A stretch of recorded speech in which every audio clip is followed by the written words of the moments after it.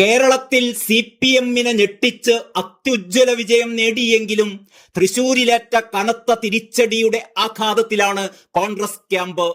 CPM BJP അന്തർധാരയാണ് മുരളീധരന്റെ പതനത്തിന് കാരണമായത് എന്നാണ് കോൺഗ്രസ് സംസ്ഥാന നേതൃത്വം തോൽവിയെക്കുറിച്ച് പ്രതികരിച്ചതെങ്കിലും അതൊട്ടും വിശ്വാസയോഗ്യമല്ല എന്ന് നമുക്കറിയാം.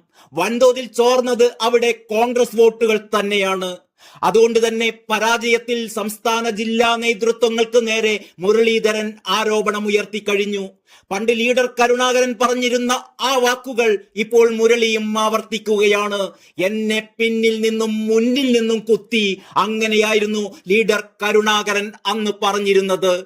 മുരളിയെ പിന്നിൽ നിന്നും മുന്നിൽ നിന്നും കുത്തിയവർ ആരൊക്കെ എന്നത് അരമന രഹസ്യമൊന്നുമല്ല. തൃശൂരിലെങ്കിലും അതൊക്കെ അങ്ങാടിപ്പാട്ടാണ്. അതിനുള്ള പ്രായശ്ചിത്തം കോൺഗ്രസ് ചെയ്യുമെന്നാണ് ഇപ്പോൾ അറിയുന്നത്. കെ മുരളീധരനുണ്ടായ തിരിച്ചടി പാർട്ടി ഗൗരവമായി പരിഗണിക്കുമെന്നാണ് ഇന്ന് KC വേണുഗോപാൽ അറിയിച്ചത്.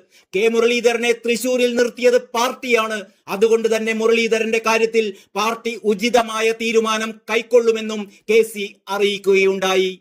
കെ സുധാകരൻ വീണ്ടും പാർലമെന്റിലേക്ക് തിരഞ്ഞെടുക്കപ്പെട്ടതോടെ KPCC അധ്യക്ഷ സ്ഥാനം മുരളീധരന് നൽകുമെന്നാണ് ഇപ്പോഴത്തെ സൂചന. അതല്ലെങ്കിൽ വയനാട് ലോക്സഭാ സീറ്റ് നൽകിയേക്കും.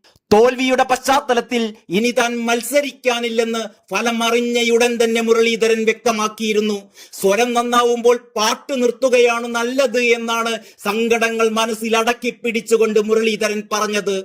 ഇനി ചെറുപ്പക്കാർ വരട്ടെ എന്നും അദ്ദേഹം മാധ്യമങ്ങളോട് പറഞ്ഞിരുന്നു. സജീവ പൊതുപ്രവർത്തനത്തിൽ നിന്നും മത്സര രംഗത്ത് നിന്നും തൽക്കാലം മാറി നിൽക്കാനാണ് തീരുമാനം. തനിക്ക് ചെയ്യാവുന്നതെല്ലാം ചെയ്തു കഴിഞ്ഞു. കോൺഗ്രസിന്റെ മുതിർന്ന നേതാക്കൾ ആരും തനിക്കായി തൃശൂരിൽ എത്തിയിരുന്നില്ല. തൃശൂരിൽ ഏകോപനമില്ലെന്ന് സംസ്ഥാന നേതൃത്വത്തെ അറിയിച്ചിരുന്നു. പക്ഷേ ആരും അത് ഗൗരവത്തിലെടുത്തില്ല. സംഘടനാ സംവിധാനം സംസ്ഥാനത്ത് മൊത്തത്തിൽ പ്രയാസത്തിലാണെന്നും അത് മാറ്റിയെടുക്കേണ്ടതുണ്ടെന്നും കൂടി അദ്ദേഹം തുറന്നു പറഞ്ഞിരുന്നു.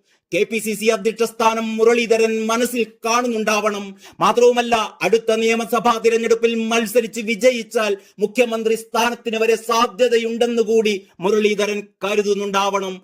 പക്ഷെ അതൊക്കെ എത്രത്തോളം സാധ്യമാണ് എന്നത് മറ്റൊരു കാര്യം. തിരഞ്ഞെടുപ്പിന് തൊട്ടു മുമ്പ് കോൺഗ്രസ് നേതാക്കൾ മുരളീധരനെ ചതിക്കുമെന്ന് സഹോദരി പത്മജ മുന്നറിയിപ്പ് നൽകിയിരുന്നതാണ്. തന്നോട് നേതാക്കൾ ചെയ്തത് തന്നെ സഹോദരനോടും ആവർത്തിക്കുമെന്നും തിരഞ്ഞെടുപ്പ് കഴിഞ്ഞാൽ അദ്ദേഹത്തിന് അതൊക്കെ പരസ്യമായി സമ്മതിക്കേണ്ടി വരുമെന്നും കൂടി പത്മജ അന്ന് പറഞ്ഞിരുന്നു. പത്മജിയുടെ വാക്കുകൾ ആവർത്തിക്കുന്ന മുരളീധരനെയാണ് പരാജയത്തിന് പിന്നാലെ നടന്ന പത്രസമ്മേളനത്തിൽ നാം കണ്ടത്. നേതൃത്വത്തിനെതിരെ മുരളീധരൻ തുറന്നടിക്കുകയായിരുന്നു. വോട്ടെണ്ണൽ കഴിഞ്ഞ് മുരളീധരനെ സമാധാനിപ്പിക്കാൻ മണ്ണുത്തിയിലെത്തിയ ജില്ലാ നേതാക്കളോടെല്ലാം അദ്ദേഹം അതിരൂക്ഷമായിട്ടാണ് പെരുമാറിയിരുന്നത്. വരും ദിവസങ്ങളിൽ അദ്ദേഹം നേതൃത്വത്തിനെതിരെ കൂടുതൽ ആരോപണവുമായി രംഗത്തെത്തിയേക്കുമെന്ന ആശങ്കയും നേതൃത്വത്തിനുണ്ട്. ഈ സാഹചര്യത്തിൽ മുരളീധരനെ സമാധാനിപ്പിച്ച് കൂടെ നിർത്താൻ തീവ്ര ശ്രമങ്ങൾ തന്നെ നേതൃത്വം നടത്തിയേക്കും. കെ മുരളീധരനെ പിന്തുണച്ച് മുസ്ലിം ലീഗ് നേതാവ് PK കുഞ്ഞാലിക്കുട്ടിയും രംഗത്തെത്തിയിരുന്നു. കെ മുരളീധരൻ നിരാശപ്പെടേണ്ടതില്ല എന്നും മുരളി മികച്ച പോരാളിയാണെന്നും കുഞ്ഞാലിക്കുട്ടി പറയുകയുണ്ടായി. തൃശൂരിൽ മത്സരിക്കാനുള്ള തീരുമാനം മുരളിയുടെ ത്യാഗമാണ്. വടകരയാണ് മത്സരിച്ചിരുന്നതെങ്കിൽ മുരളീധരൻ വൻ മാർജിനിൽ വിജയിക്കുമായിരുന്നു എന്നും കുഞ്ഞാലിക്കുട്ടി പറഞ്ഞു.